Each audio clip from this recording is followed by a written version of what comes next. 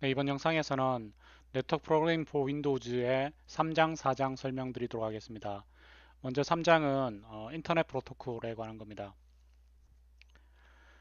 네, 이 장을 보면 IP 버전 4, IPv6 그리고 어드레스와 도메인 네임을 얻어오는 방법, 그 다음에 IP 버전에 독립적으로 프로그램 작성하는 방법은 스킵하도록 하겠습니다. IPv4는 일반적으로 네트워크 프로토콜이라고 알려져 있고요. 배경과 그다음에 어드레싱 스킴에 어떤 게 있는지, 그다음에 IP랑 네임을 어떻게 얻어오고 그 해결할 수 있는지, 그리고 V4와 IPv6의 특정한 윈속 API에 대해서 설명을 이 책에서 4장, 3장에서 설명을 하고 있습니다. IPv4는 인터넷 프로토콜 버전 4의 약자고요. 그 US의 기관인 ARPA라는 기관에서 처음 만들어졌습니다. 그 처음에 이제 IPv4를 만들면서 결국은 TCP도 결과물로 얻게 된 거죠. 그러니까 IPv4를 이제 연구를 시작을 했고요. TCP도 결과물로 얻게 된 그런 역사를 가지고 있습니다. 먼저 어드레싱 스킴에 대해서 보면은요, IPv4가 이 v4라는 것이 4바이트를 사용한다는 얘기거든요. 32비트를 사용한다는 얘기죠. 그래서 IPv4 어드레스라고 알려져 있는데, 몇 개의 클래스로 나뉠 수 있습니다. 클래스는 보면 A부터 E까지 클래스인데요.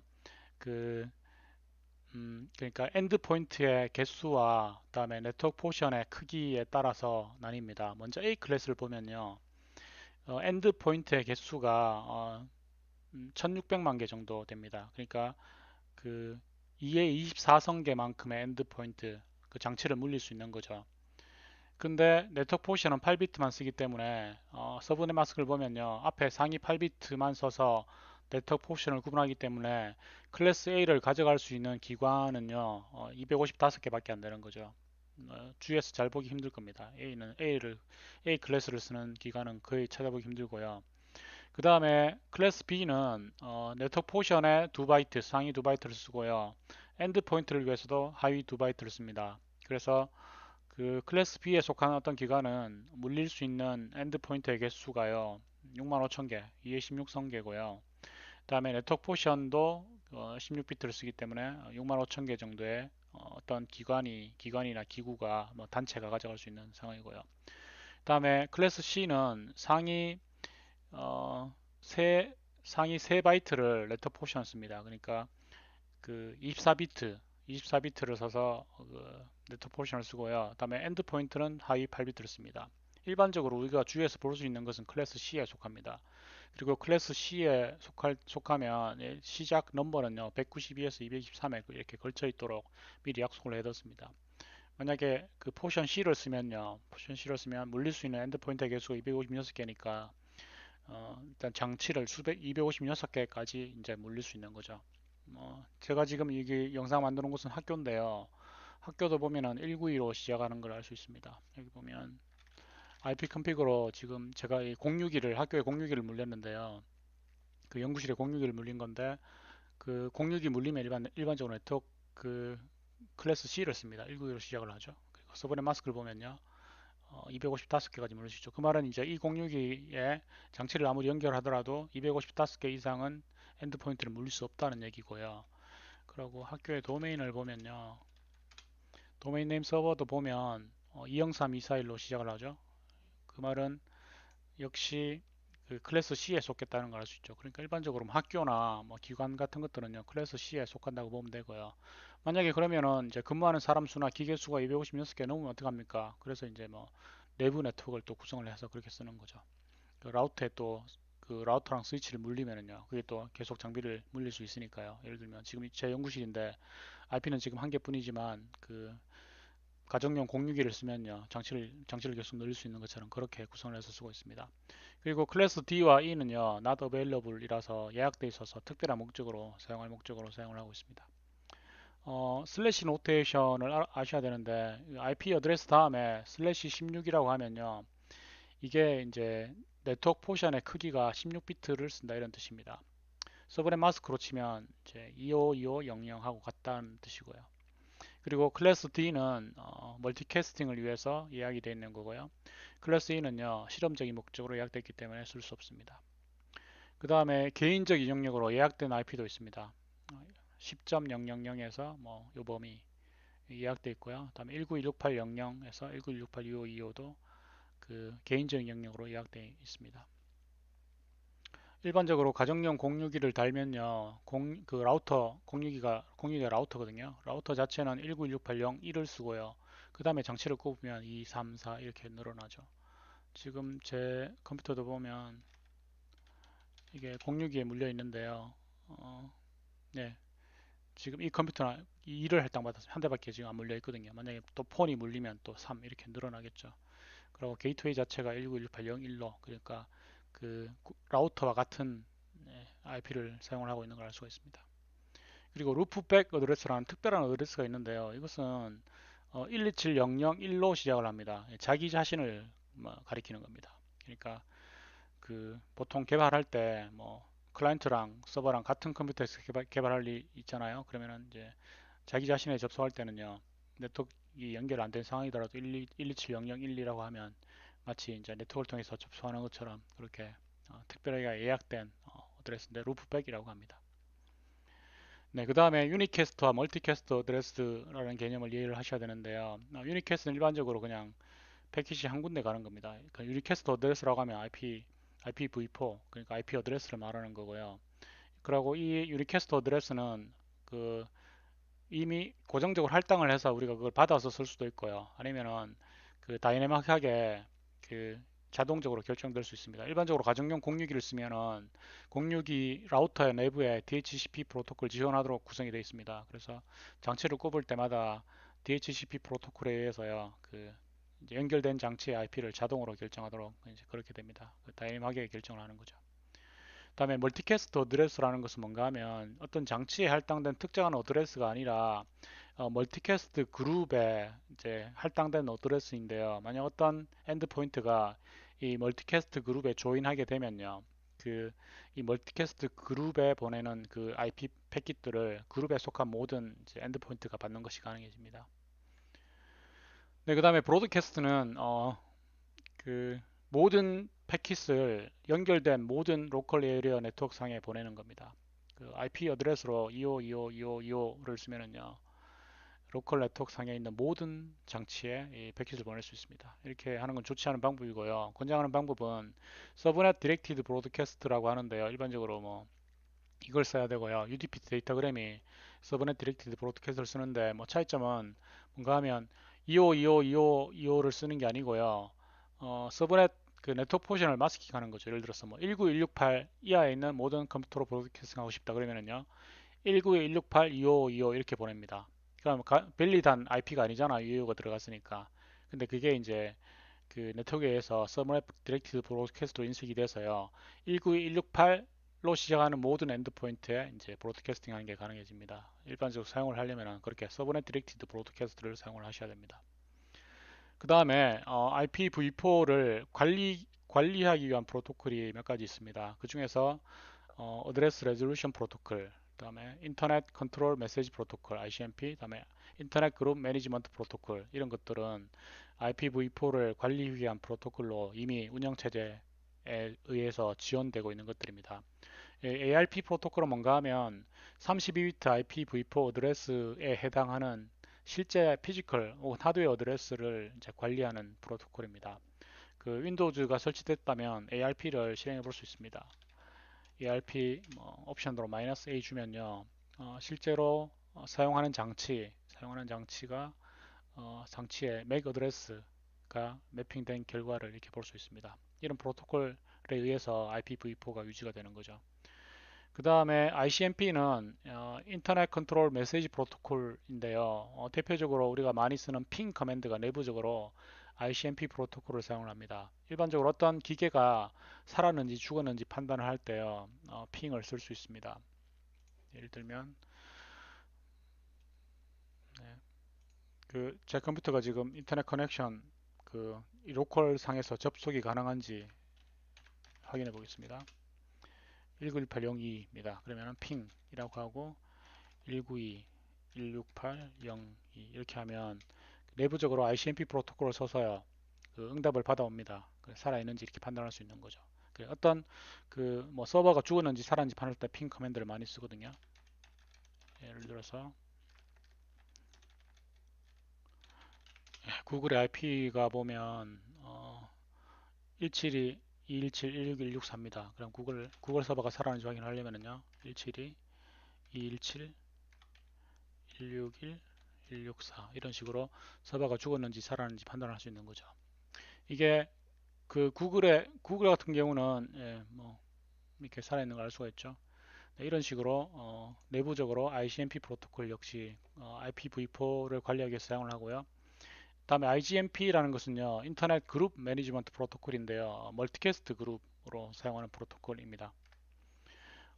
여러분도 ARP 한번 실행을 해보십시오. 그러면 다양한 옵션들이 있는데요, MAC 어드레스와 IP상의 매핑 정보 같은 것들을 출력을 할 수 있습니다. 다음에 핑 커맨드 ICMP, 여러분도 핑 커맨드 해서요, 구체적인 IP를 한번 얻어보십시오.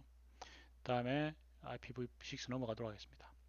그 다음에 그 IP와 이름을 얻는 함수들이 있습니다. 예를 들면 IP를 주면 도메인 네임을 얻고 반대로 도메인 네임을 주면 IP를 얻고 그 다음에요 IP를 줬을 때 일반적인 네트워크 정보를 얻고 그런 것 다양한 API들이 있습니다. 먼저 첫 번째 살펴볼 API는 get ADR info 그리고 get name info라는 API가 있는데요. 해당하는 그 윈도우 구현은요 똑같은 유형 함수가 있습니다. 그럼 이걸 써도 되고 이걸 써도 됩니다. 먼저 get addr info를 보면 이제 예전에 이제 레거시 펑션인데 get host by name을 썼었는데요. get addr info를 이용하면 IP에 해당하는 일반적인 네트워크 정보, 프로토콜의 독립적인 어떤 이름 정보를 얻을 수 있습니다. 여러분은 비주얼 스튜디오에서 챕터 3을 열면은요, 리졸브라는 프로젝트를 엽니다. 챕터 3의 소스입니다. 거기에서 get addr info를 전부 다 선택을 해서요, 복사를 하고요. 그 다음에 리졸브로 붙여넣기 합니다. 전체 선택해서 지운 다음에 붙여넣기 하고요. 내부에 보면 get addr info를 사용을 하고 있습니다. 그래서 빌드한 이후에 실행을 해보도록 하겠습니다. 빌드를 하면 resolve.exe 파일이 생성이 됩니다. 그리고 커맨드 라인 툴이기 때문에요. 커맨드 프롬프트에서 resolve가 생성된 곳으로 이동을 합니다. 파일이 생성이 됐죠. 그래서 실행을 해보겠습니다. resolve에서 지금 이 컴퓨터입니다. 이 자신의 컴퓨터에 대해서 네트워크 게이트 ADR 인포의 결과를 보면요. 뭐 패밀리는 인터넷 그다음에 이런 그 네트워크 특성들을 얻을 수 있는 거죠. TCP 소켓 스트림 지원을 하고요. TCP고요. 이런 정보들을 얻을 수 있습니다. 그래서 이런 일반적인 정보를 얻을 때 get ADR 인포를 사용을 하면 됩니다. 그 다음에 이 파라미터들은 그냥 레퍼런스를 이용을 해서요. 그냥 웹에서 검색을 해서 사용할 때 일일이 보시면 되고요. 크게 어려운 점은 없기 때문에 그냥 필요할 때 보면 됩니다. 플래그 세팅이라든지 이런 것들도 그냥 그 참조해서 그냥 보도록 하시고요. 소스는 get addr info를 사용해서 일반적인 네트워크 정보를 얻을 수 있구나 이렇게 하시면 되고요. 그 다음에 get name info라는 헬퍼 함수가 있습니다. get name info는 뭔가 하면 이미 만들어진 소켓 어드레스 구조체를 받아서 그 호스트와 서비스 이름을 출력을 해줍니다. 그래서 이미 네트워크가 밸리드한 걸 파악을 했어요. 그러면 get name info를 이용해서 서비스 종류를 얻을 수 있습니다. 실행을 해보도록 하겠습니다.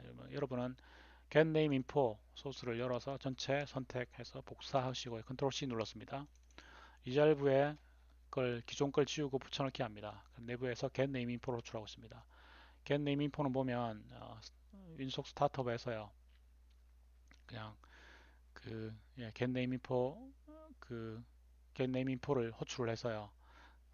필요한 서비스들을 얻어내는 걸 알 수가 있습니다. 빌드한 이후에 실행을 해보도록 하겠습니다.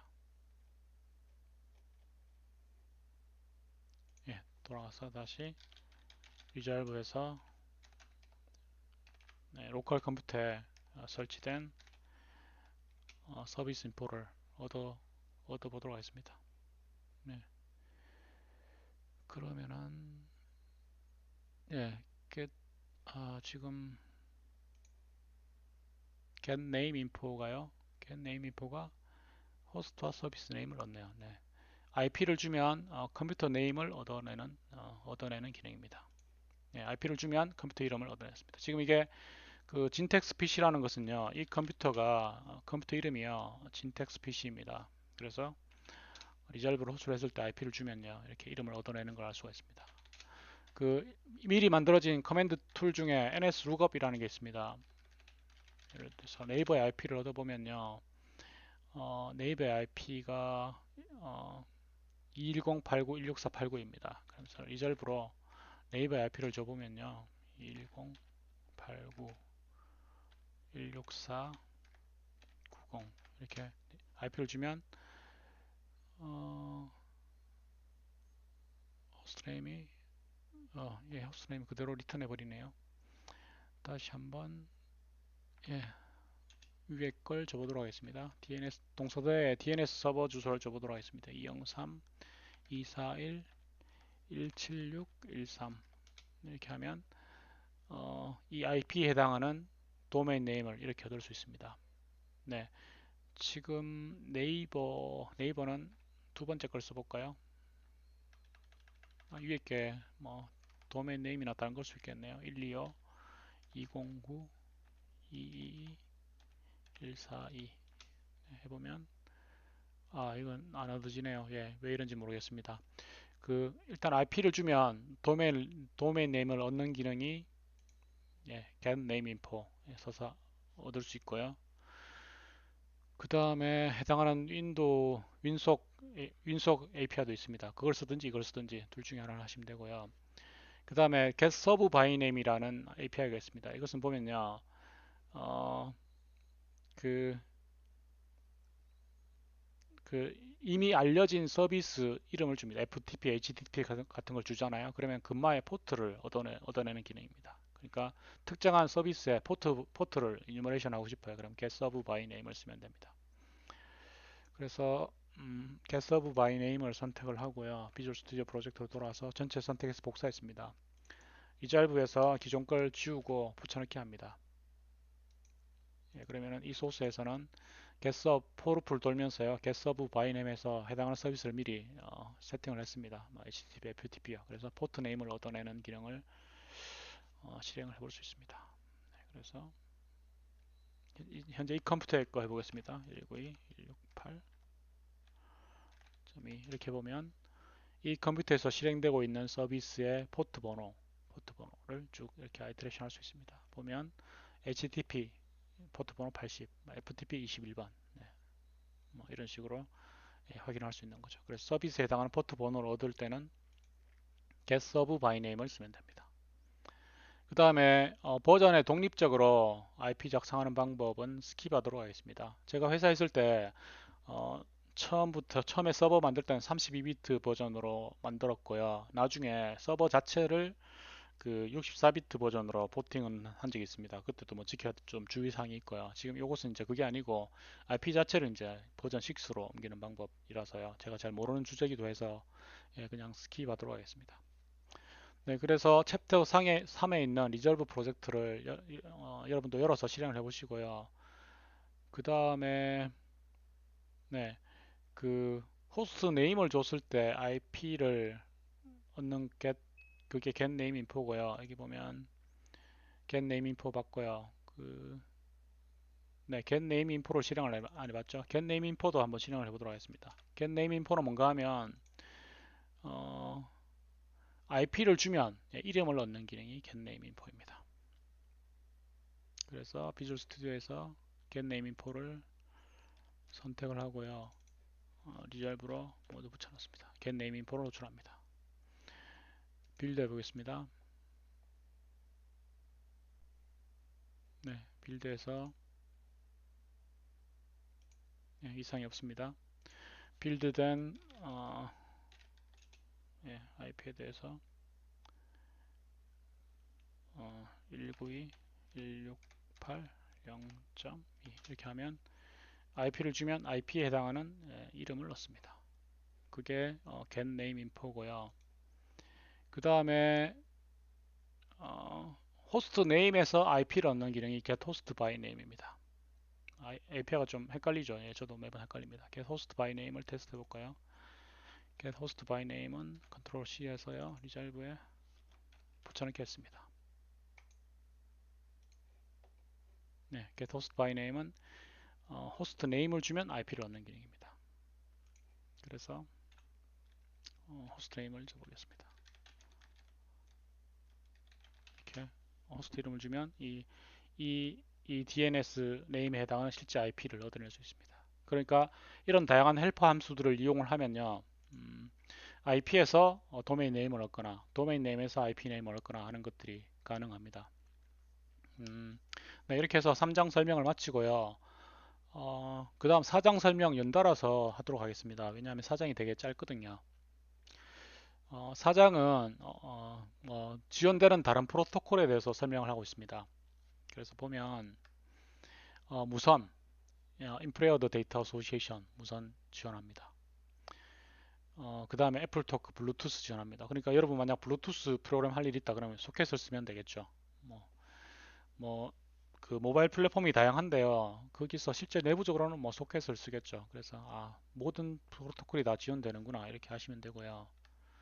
다음에 넷바이오스 역시 소켓을 쓸 수 있습니다. 넷바이오스는 보면 세션 레이어가 넷바이오스에 해당하고요. 넷바이오스 밑에 보면 뭐 넷뷰이, IPX IP 이렇게 쓰고 있는 걸 알 수가 있습니다.